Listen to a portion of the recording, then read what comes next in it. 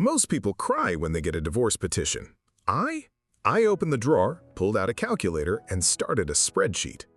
My ex-husband thought I was desperate for his love, but if only he knew the truth. I actually died 10 minutes ago eating an expired 99-cent spicy noodle in a studio apartment. In this life, I'm not a lovesick villain. I'm a billionaire with a zero-tolerance policy for gold diggers. "You want half?" I asked, looking at his shocked face. "Sweetie, I died eating expired noodles. You're lucky I'm letting you keep your clothes." Let me back up. My name, my real name, the one that belongs to the me that matters, was Matthew Webb. Small-town kid, 3 jobs, 2 alarm clocks, and a deep and abiding relationship with instant noodles. Not the fancy imported kind, the 99-cent kind, the kind that comes with a flavor packet that tastes like someone described salt to a robot. I worked the morning shift at a gas station, the afternoon shift at a copy center, and the night shift stacking shelves at a supermarket. I slept 4 hours on a good night. On a bad night, I laid on my back staring at the water stain on my ceiling that looked vaguely like a disappointed father. My last memory before everything went sideways is this. It was 2 a.m. I just finished my shelf-stacking shift. I had exactly $4.63 in my checking account. I had used the last of my good ramen the week before for a celebratory dinner when I got a small raise, a 30-cent per hour raise. I'd eaten that noodle like it was a Michelin-starred meal. I'd savored every bite. But that night, I was down to the backup supply, the real bottom-of-the-barrel stuff. Expired 2 months ago. The packaging was slightly puffy, which I told myself meant air-sealed and fresh. It did not mean that. I ate it standing over my sink because I didn't have the energy to sit at my table. I remember thinking, one day I am going to be so rich I will never eat anything budget again. I will eat whatever I want, whenever I want. I will look at a price tag and feel nothing. I will eat food with truffle on it without Googling what truffle is first. And then I died. Expired noodles. That was it. The official cause of death and my imaginary autopsy report would read, salmonella, probably. Also poverty. Definitely poverty. I woke up in a bed the size of my entire old studio apartment. Not a bed in a bed frame in a room. A bed. Capital letters. Thread count so high it felt like someone had woven clouds into fabric and then charged obscene money for the privilege. My face was in a pillow that was probably made from the tears of happy geese who'd lived their best lives. My first thought was, someone stole my ceiling water stain. My second thought was, where am I and whose life is this? And then the memories hit. Not my memories, his memories. The previous owner of this body, a man named, and I'm using his full title because apparently this is who I was now, Mr. Elliot Voss, CEO of Voss Capital Group, primary shareholder of 4 mid-size American companies, owner of 3 properties in the continental United States and 1 in Hawaii, with a combined net worth that I will not say out loud because the number makes my dead heart restart and then fail again. The memories poured in like water through a cracked dam. Everything he knew, I knew. His business contacts, his security codes, his investment portfolio, his staff, his life, and his husband, Carter. His name was Carter Voss, née Blake, and he was, in the words of literally every person who had ever met him, absolutely gorgeous. The memories I inherited included a greatest hits reel of Carter being gorgeous, Carter laughing, Carter in designer clothes, Carter requesting a new car, Carter requesting a new watch, Carter requesting a vacation in Aspen on 2 days' notice, Carter requesting… Wait. I sat up in the cloud bed and I pressed pause on the memory reel. How much did Carter request? The answer came before I even finished asking the question. It landed in my brain like a brick through a window. I, Elliot, the previous me, had spent somewhere in the vicinity of $4,300,000 on this man over the course of their 3-year marriage. I sat very still for a moment, and then I whispered, he got more than I made in my entire previous lifetime, in 3 years.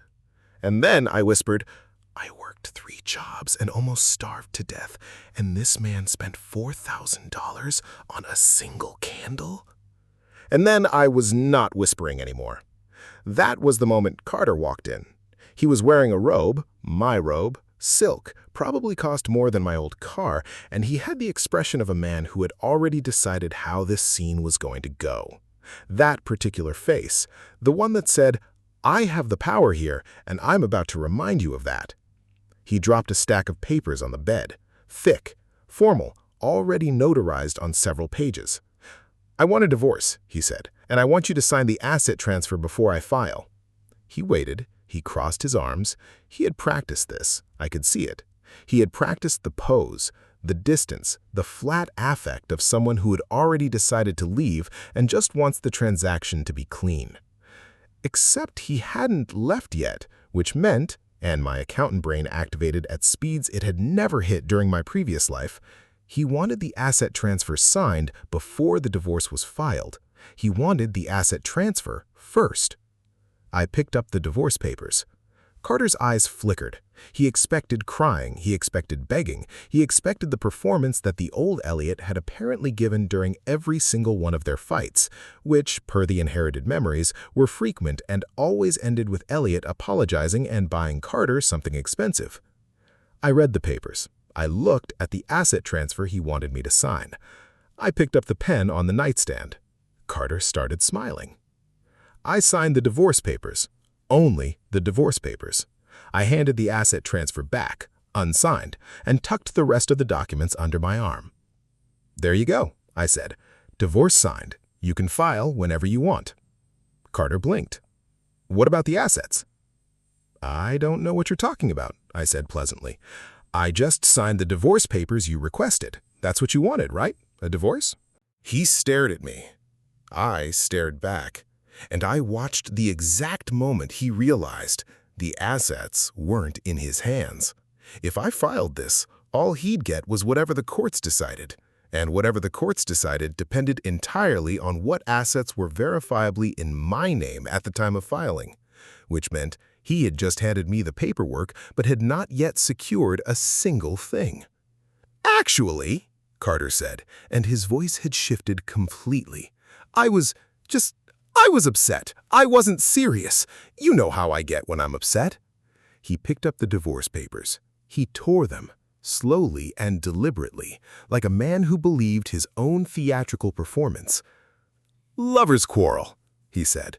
"That's all. I was being dramatic. I love you."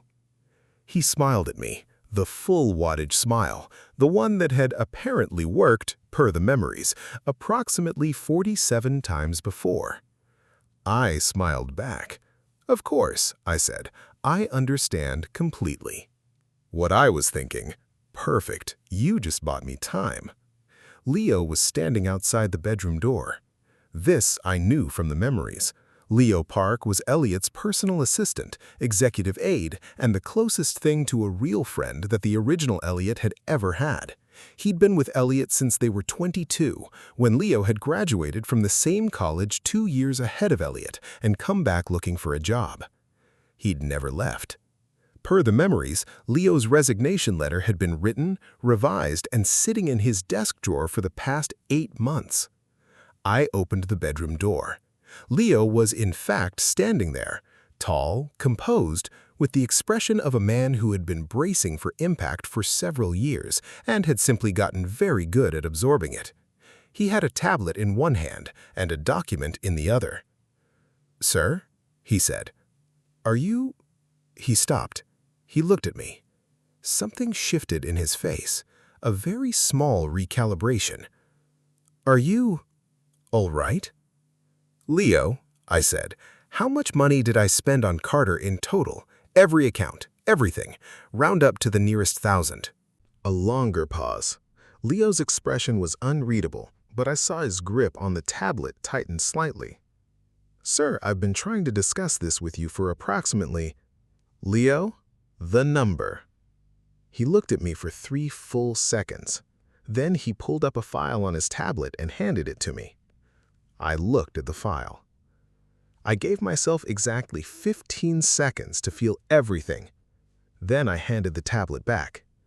"Leo," I said, "go get your resignation letter out of your drawer and tear it up. You're not going anywhere. I need you to help me get every single cent back." Leo stared at me. I watched about 6 different emotions fight for control of his face in rapid succession. Shock, disbelief, something that might have been hope, a flicker of, "Is this a trap?" Then a slow, cautious settling in to what I can only describe as professional excitement. "Every cent," he repeated. "Every cent. The cars, the jewelry, the clothes, the subscriptions, the gifts. All of it. I want a full audit and a full retrieval plan. I want everything documented, and I want you to show me that file you've been keeping." Another pause. "Which file?" "The one you've been building since roughly 18 months into the marriage. Evidence of Carter's behavior. I know you have it." Leo looked at me for a long moment. "Sir," he said carefully, "who are you?" I smiled. "Someone who is very motivated by money. Now let's get to work." Leo brought me coffee, real coffee, the kind that comes from beans that have seen better countries, and sat across from me at the kitchen table. He pulled up 3 separate files, a spreadsheet, and something he'd clearly been organizing in his own time for months. The spending breakdown was thorough. Carter's luxury vehicle, $287,000. Carter's secondary luxury vehicle, $194,000. Carter's wardrobe per the last tax year, $341,000. Carter's vacation expenses, $89,000. Carter's entertainment expenses, Leo made small air quotes that contained a decade of judgment, $62,000. Carter's personal shopping, ongoing, average $40,000 per month. "This one," Leo said, pointing to a line item, "is a candle. One candle, $500. I stared at it. "Does it smell like gold?" I asked. "It smells like amber and oud," Leo said. "Sell it," I said. "Add it to the retrieval list. That's enough to buy a month of groceries for a family of 4. Leo wrote it down without even blinking. I think he'd been waiting for someone to say exactly that. The file Leo had been keeping was methodical and devastating. He'd tracked dates, amounts, locations, and patterns. Carter had been meeting with a particular man, one of his friends, per Carter's explanation, an average of twice a week, often in locations paid for by Elliot's credit accounts. Leo had photographs from security footage, receipts cross-referenced with Carter's location data, and a timeline that was, frankly, a masterclass in documentation. "You kept this for 18 months, I said. 21 months, Leo corrected quietly. He kept telling me I was wrong. I understood in that moment exactly what those 21 months had cost Leo. Watching someone you care about get taken apart, piece by piece, and not being able to do anything about it because the person refused to see it. "You weren't wrong," I said, "and I'm sorry it took this long. Now, let's make a plan." We named it Operation Repo Man, Leo's idea. I approved it on the spot. The rules were simple. Everything Carter had received using Elliot's money was going to come back, legally, cleanly, with documentation. We were not going to touch anything that Carter had bought with his own funds, all $1,200 of it, but everything else was fair game, and Leo had receipts for all of it. We started with the car. Carter had 2 vehicles. The first, a matte black luxury sedan, had been purchased as an anniversary gift 18 months ago. The second, a white convertible, was a birthday present from 6 months back. Both were titled in Elliot's name because Carter had forgotten to handle the transfer paperwork, which meant legally they were still mine. "Carter," I said over breakfast, 3 days after the divorce paper incident, "I got a call from the service center. There's a serious engine issue with the black sedan, something with the transmission. Could be a liability. They need it for diagnostic." Carter looked up from his phone. "How long?" "A week, probably. Leo's arranging the pickup." Carter shrugged and went back to his phone. "Fine, I'll use the convertible." I nodded pleasantly. Leo, standing behind Carter at a respectful distance, made a small note on his tablet. The black sedan sold at a specialty dealership 48 hours later for $261,000, which I immediately transferred to an account Carter knew nothing about. 4 days after that, I told Carter, "The repairs on the sedan ended up exceeding the vehicle's value. The mechanic said it was safer to just part it out. I did you a favor and got rid of it." Carter stared at me. "You got rid of my car?" "It wasn't your car," I said mildly. "It was registered in my name." A beat. "I want the convertible then."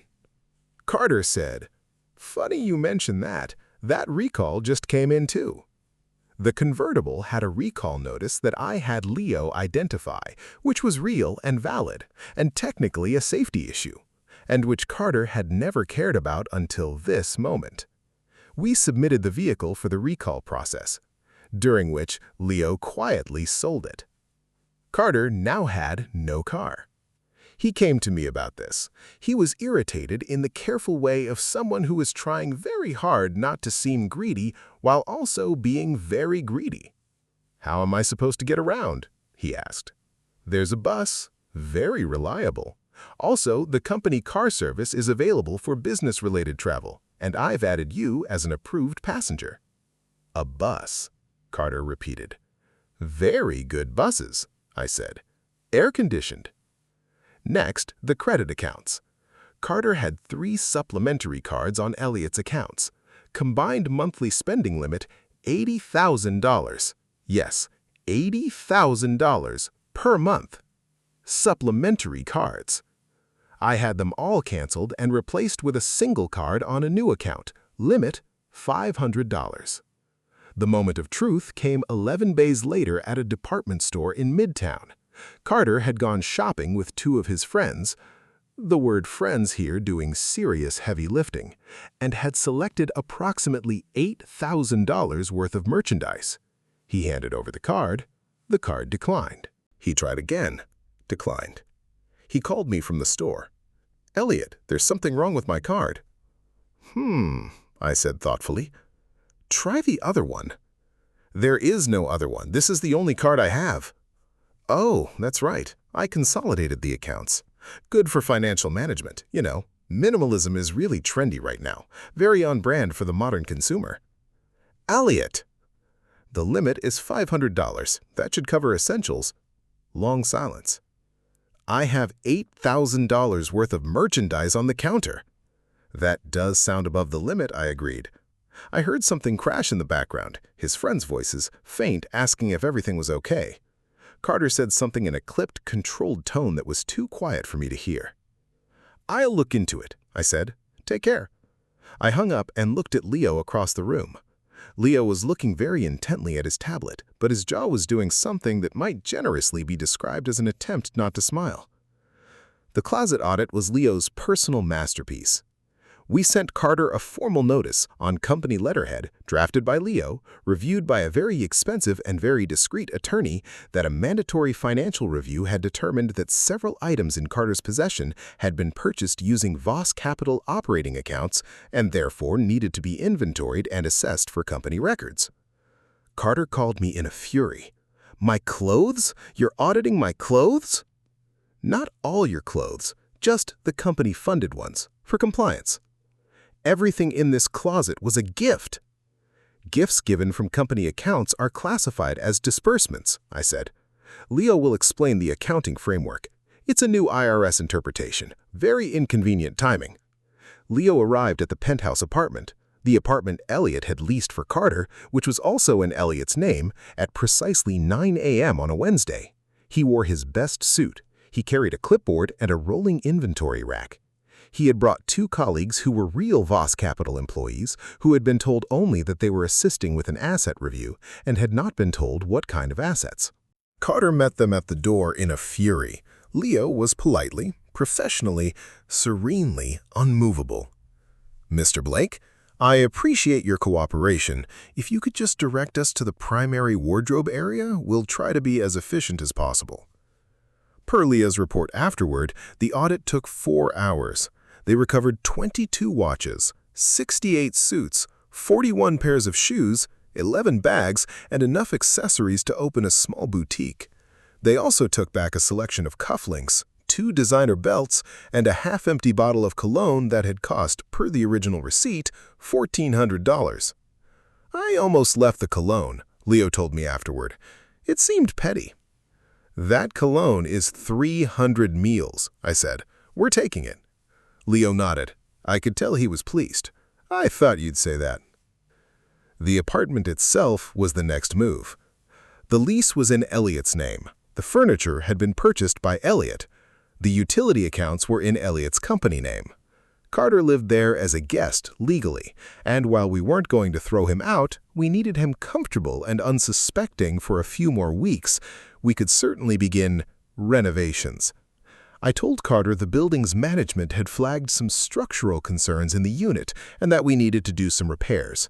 Could he stay at the main house for a week or two? Carter moved into the main house. Leo moved a team into the apartment. He removed the furniture, all of it, and replaced it with a set of very functional, very clean, very affordable pieces from a discount furniture warehouse. The $6,000 couch became a $300 sectional. The king-sized custom bed became a standard mattress on a wooden frame. The dining set became a folding table and 4 chairs. The team left the kitchen appliances. We had standards. Then Leo and I worked through the subscriptions. This took the better part of an afternoon. Carter's accounts were connected to a staggering number of services. Luxury fitness membership? Canceled. Premium streaming service that he'd apparently been sharing with 6 other people? Canceled. Monthly fragrance box subscription? Canceled. Quarterly wardrobe curation service, and yes, this exists, someone comes to your house and curates your wardrobe for you, which apparently was something Carter needed on top of the 68 suits, canceled. There is also a subscription to a gifting service. I looked up from the spreadsheet. A gifting service? Yes, monthly, $3,000 per month curated luxury gifts. For whom? Leo glanced at his folder. The address on the delivery account belongs to a Mr. Daniel Hartley. I recognized the name from the file. What of Carter's friends? Cancel it and add it to the evidence file with a date stamp. Leo made a note. Of course. We sat in companionable silence for a moment. I had a very good cup of coffee. Outside, through the office windows, the city moved in its usual busy way, indifferent to the very precise, very legal dismantling happening 12 floors up. Leo, I said, when this is over, I'm giving you a significant bonus. He looked up from his notes. Something in his expression shifted, not surprise exactly, but something more like relief. Like a man who had been carrying something heavy for a very long time and had just been told he could set it down soon. Thank you, he said quietly. Sir. Carter started noticing around week 4. At first it was small things, the card limits, the lack of a car, the apartment that, when he finally returned to it, was noticeably less impressive than he remembered. He came home to find his $6,000 couch replaced by a functional sectional and sat down on it with an expression I would have paid substantial money to photograph. He started watching me, calculating. Good, let him calculate. The truth was, the real plan had already been in motion for 3 weeks. Leo and I had worked through it systematically with the help of a very good attorney and a very good accountant, both of whom had been delighted to help once I explained what was happening. The structure was elegant in its simplicity. I had existing debts to Voss Capital's parent holding. This was real, corporate debt that any CEO of a major company carries, and by restructuring some agreements and shifting some paperwork, Leo had technically become the primary creditor on several accounts. In return, the properties and assets I'd transferred to the holding structure were now recorded under Leo's name as a secured creditor.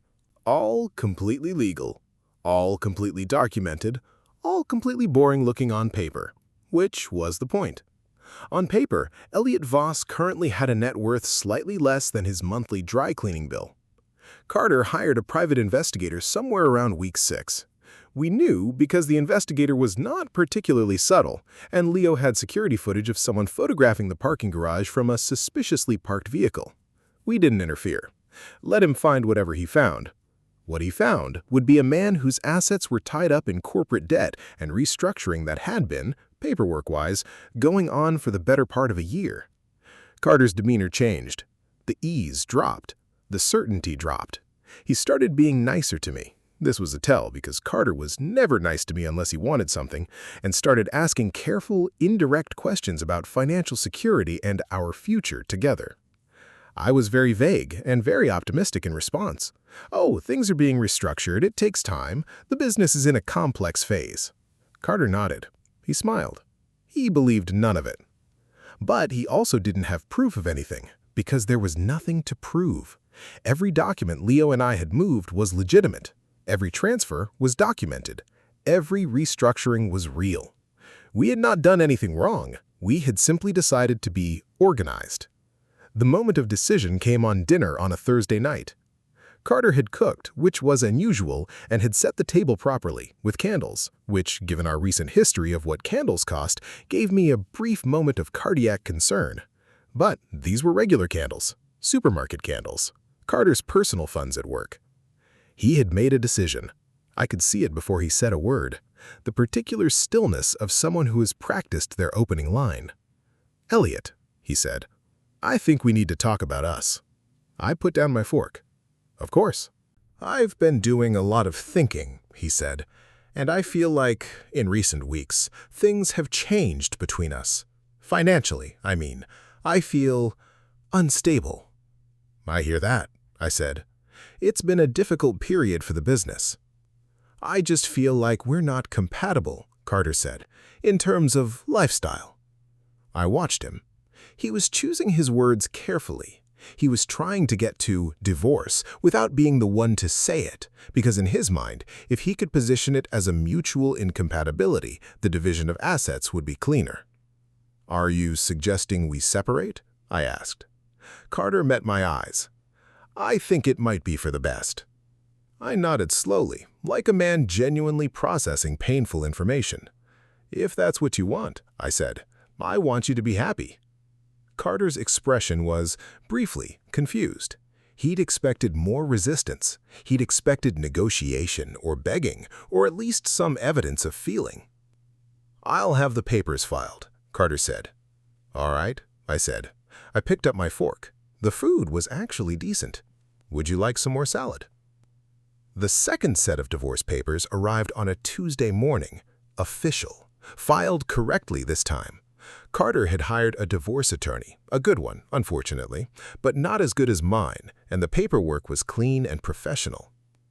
His attorney had filed requesting a 50-50 division of marital assets, 50% of everything Elliot Voss owned.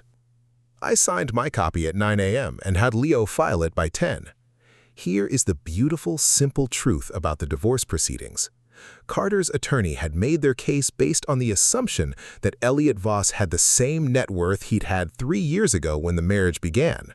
That assumption was understandable. He was a billionaire. He was a CEO. Why would anything have changed? The discovery process was going to be very educational for them. I will tell you what I was wearing the day of the hearing. I wore a suit, a good suit. I owned a closet full of them, but I had it pressed slightly less crisply than usual. I left the pocket square out. I did not wear cufflinks. I carried my phone in a regular case instead of the custom one. These are small things. These are the kinds of things that, if you know what you're looking at, suggest a man who is cutting small corners. I arrived separately from Leo. We had agreed not to appear to be coordinating. Carter arrived with his attorney and 2 people I didn't recognize, family possibly, or friends there for moral support. He was dressed well. He looked confident. He looked like a man who was about to collect on a very large investment. I smiled at him across the room, a small, sad smile, the smile of a man who was trying very hard to be gracious in a painful moment.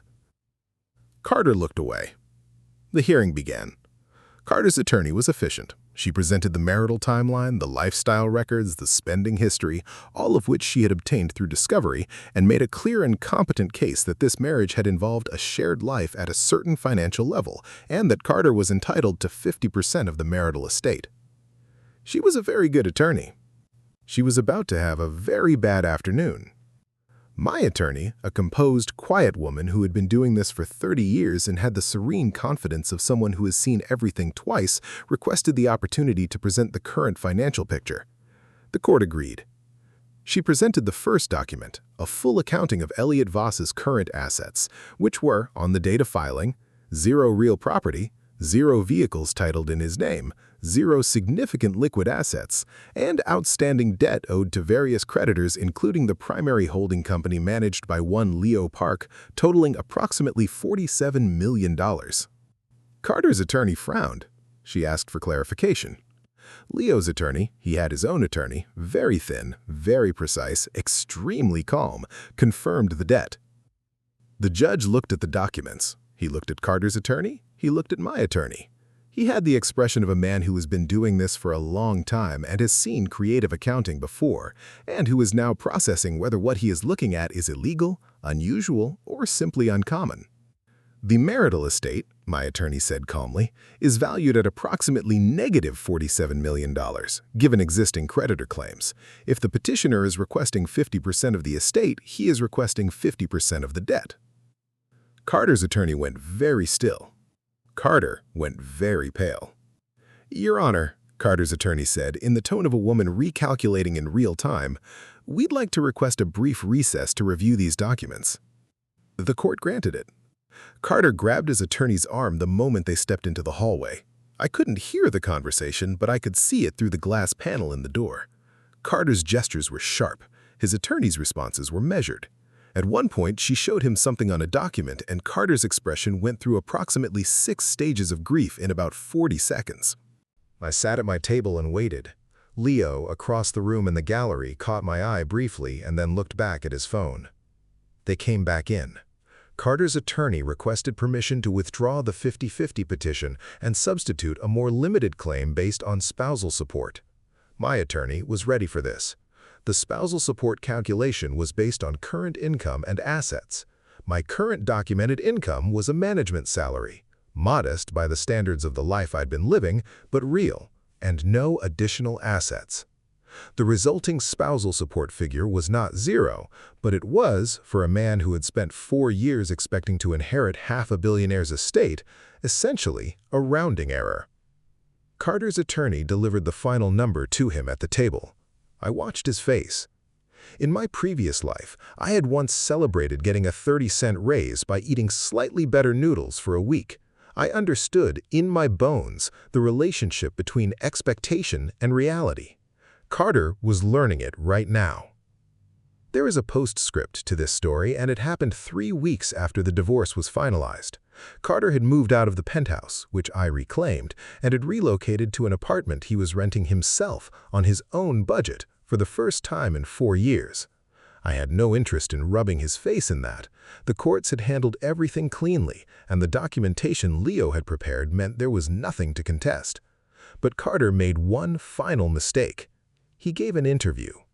There is a particular genre of post-divorce media move where the aggrieved party positions themselves as the wronged spouse of a cold, calculating, secretive man who had hidden assets and manipulated them throughout the marriage. Carter had found a publication willing to run his version of events.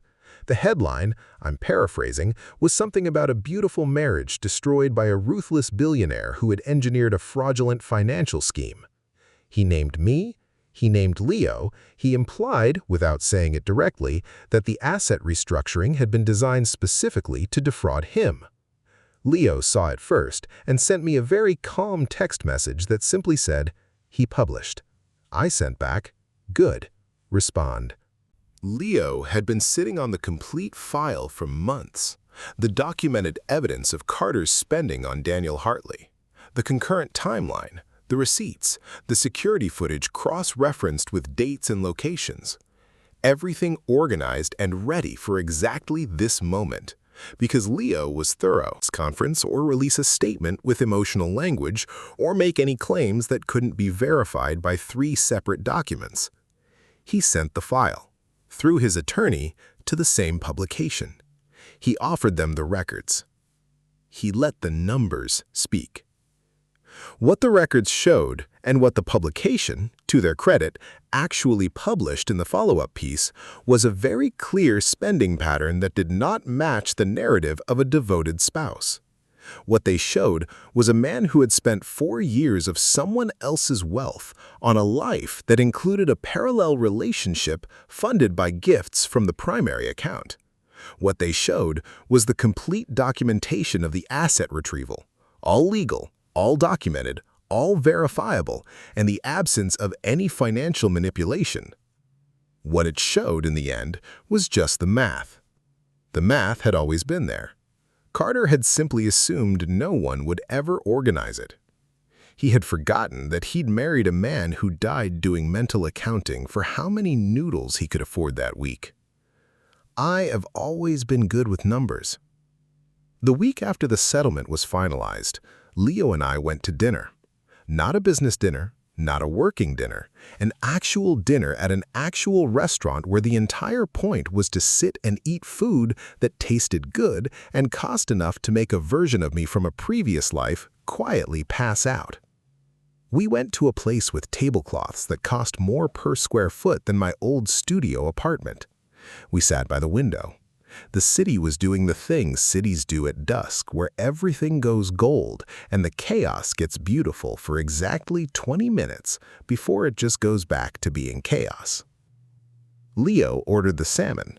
I ordered the Wagyu steak with the gold leaf presentation because there was a version of me that had died eating expired noodles, and I owed it to him. When it arrived, I looked at it for a long moment. It was objectively a piece of food, but it was also everything my previous self had meant by the word enough. The specific, precise version of enough that exists only when you have been for too long working 3 jobs and eating around the edges of your life just to stay in it. I took a bite.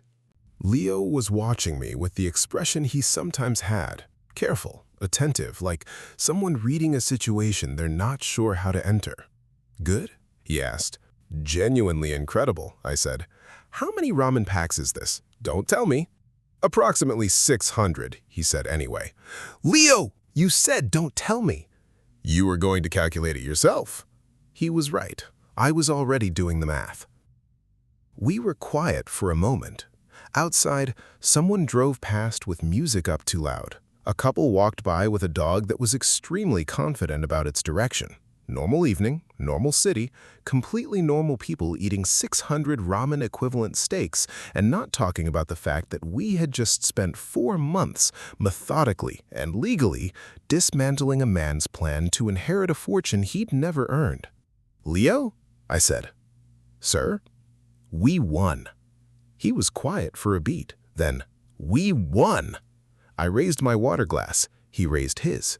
We touched them together with the very small clink that real crystal makes, which is a different sound than cheap glass. And I knew that now because I owned crystal, and I had also previously owned exactly 0 pieces of it.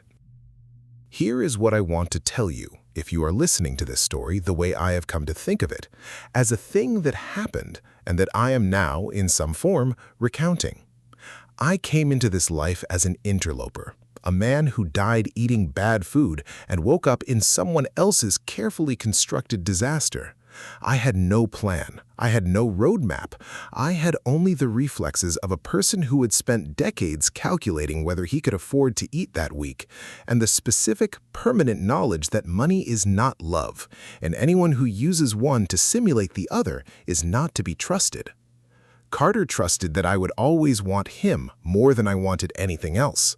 He built his entire plan on that assumption. He was not wrong about the man I'd inherited. That man had, by all accounts, accepted the trade for years, paid the price, and called it love. But I was not that man. I was a man who died for a 99-cent noodle and woke up furious about it. I was a man who understood in his marrow the weight of $1 and the exact cost of underestimating someone who knows how to count. I counted. Carter didn't expect that. Leo drove us home after dinner. His car, registered in his name, like most things were now in the process of being transferred back. The radio was on low. something with a steady beat that neither of us talked over. "The transfer documents are ready for next week," he said at a red light. "We can start moving things back to your name in phases. The attorney recommends—" "Next week," I said. Tonight, we drove home after dinner and didn't talk about work. A beat. "Understood," Leo said. He didn't say anything else. He drove. The city passed. At one point, he changed the station to something quieter. I looked out the window at a city I could now afford in every sense of that word and thought about a studio apartment with a water-stained ceiling and $4.63 in an account and the very specific hunger of a life that is happening too fast to stop and eat properly. I had not wasted this second chance. I did not intend to. I know what thread count means. I know that truffle is a fungus, and that this does not make it less delicious, and that the people who know this and still order it are simply comfortable with the contradiction. I know that a $500 candle is not worth $500, but that a moment of quiet in a house that is actually yours is worth more than you can calculate.